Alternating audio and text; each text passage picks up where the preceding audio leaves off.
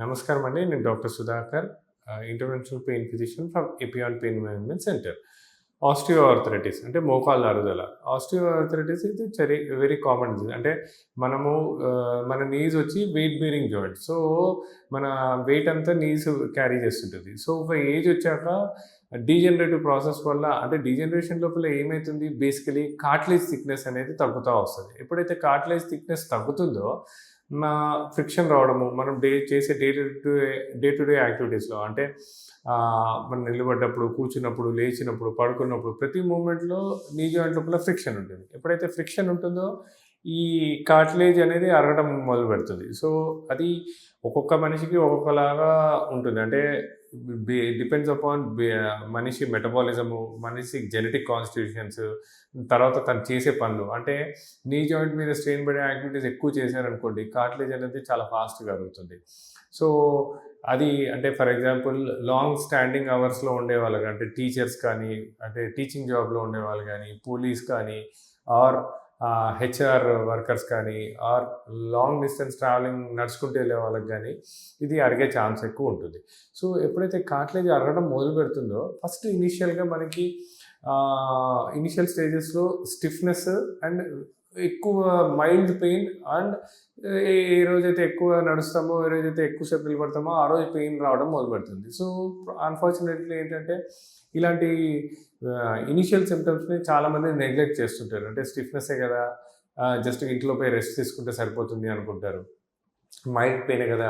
ఇవాళ ఎక్కువ నడిచినప్పుడే వచ్చింది కదా! అనుకుంటారు. కానీ ఇలా ఇనీషియల్ స్టేజెస్ లోపల ఎప్పుడైతే ఇలా ప్రాబ్లమ్ తోటి వచ్చిస్తారో వాళ్ళకి ఒకవేళ మాలాంటి పెయిన్ మేనేజ్మెంట్ సెంటర్స్‌లో చూసినట్టయితే వాళ్ళకి ఏమి ఇంటర్వెన్షన్స్ లేకుండా just quadriceps strengthening exercises and glucosamine tablets, కొద్దిగా కొలాజిన్ టాబ్లెట్స్ తోటి ఆ డీజనరేట్ అయిన కార్టిలేజ్‌ని కొద్ది వరకు మళ్ళా రీజనరేట్ చేయడానికి హెల్ప్ చేయొచ్చు. బట్ చాలా సార్లు ఈ ఇనిషియల్ సిమ్టమ్స్‌ని నెగ్లెక్ట్ చేస్తారు. నెక్స్ట్ ఏమైతుందంటే ఆ పెయిన్ అనేది డే టు డే రెగ్యులర్ యాక్టివిటీస్‌లో కూడా రావడం. అంటే కొద్దిసేపు ఎక్కువ నిలబడ్డా, కూర్చొని లేచినప్పుడు ఆర్ కొద్ది దూరం నడవగానే పెయిన్ రావడము, రాత్రిపూట అండ్ ఆ సివియారిటీని అలానే నెగ్లెక్ట్ చేస్తున్న కొద్దీ ఏమైతుందంటే ఆ పెయిన్ ఇంక్రీజ్ అవ్వడము. ఎప్పుడైతే కార్టిలేజ్ బాగా థిక్‌నెస్ తగ్గిపోయిందనుకోండి, లోపల ఇన్ఫ్లమేషన్ రావడము, సైనోవియల్ ఫ్లూయిడ్ సెక్రీషన్ తగ్గిపోతుంది. ఎందుకంటే సైనోవియల్ ఫ్లూయిడ్ ఆ లూబ్రికెంట్ అనేది కార్టిలేజ్ మంచిగున్నప్పుడే సెక్రీట్ అవుతుంది. ఎప్పుడైతే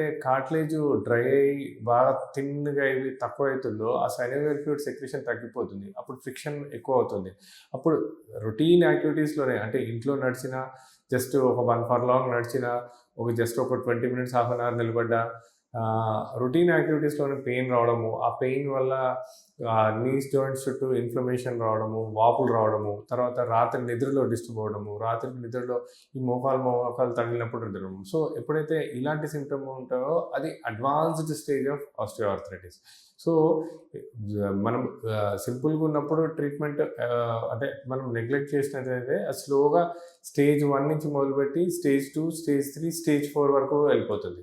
బట్ ఏ స్టేజ్‌లో అయినా మనము దాన్ని పెయిన్ మేనేజ్మెంట్ సెంటర్స్‌కి వచ్చినట్టయితే స్కాన్ చేసి ఎంత డ్యామేజ్ ఉంది, లోపల ఎంత ఇన్ఫ్లమేషన్ ఉంది, లోపల కార్టిలేజ్ థిక్‌నెస్ ఎంతుంది అని చూశాక నిర్ధారణకొచ్చాక పీఆర్‌పీ పద్ధతి ద్వారా వెదర్ 2 సిట్టింగ్స్ కానీ, 3 సిట్టింగ్స్ కానీ, 4 సిట్టింగ్స్ కానీ అంటే మన రక్త కణాల్లో ఉన్న గ్రోత్ ఫ్యాక్టర్స్‌ని ప్రాపర్‌గా ఎక్స్ట్రాక్ట్ చేసి దాన్ని ఇమేజ్ గైడెన్స్ తోటి ఎక్కడ ప్రాబ్లమ్ ఉందో ఇంజెక్ట్ చేయడం ద్వారా ఆ డ్యామేజ్ అయిన కార్టిలేజ్‌ని రీజనరేట్ చేయొచ్చు. ఆ డ్యామేజ్ అయిన కార్టిలేజ్‌ని ఎప్పుడైతే రీజనరేట్ చేస్తామో అది స్లోగా మళ్ళా లూబ్రికేషన్ సెక్రీట్ చేయడము, ఆ లూబ్రికేషన్ సెక్రీట్ చేయడంతో పాటు అక్కడ ఫ్రిక్షన్ తగ్గియడము, రేంజ్ ఆఫ్ మూవ్‌మెంట్స్ ఇంక్రీజ్ చేస్తుంది. ఇంకోటి డ్యామేజ్ అయిన కార్టిలేజ్‌ని ఇంక్రీజ్ చేయడమే కాకుండా నీ జాయింట్ సపోర్టింగ్ స్ట్రెంత్ అంటే ఈ క్వాడ్రిసెప్స్ మజిల్స్ కానీ, ఈ లిగమెంట్స్ కానీ, టెండాన్స్‌ని కానీ ఫోకస్డ్‌గా ఎక్సర్సైజ్ చేసుకున్నట్టయితే ఇలా ఆస్టియో ఆర్థరైటిస్‌తో బాధపడే వాళ్ళకి ఒక మంచి పరిష్కారం. అంటే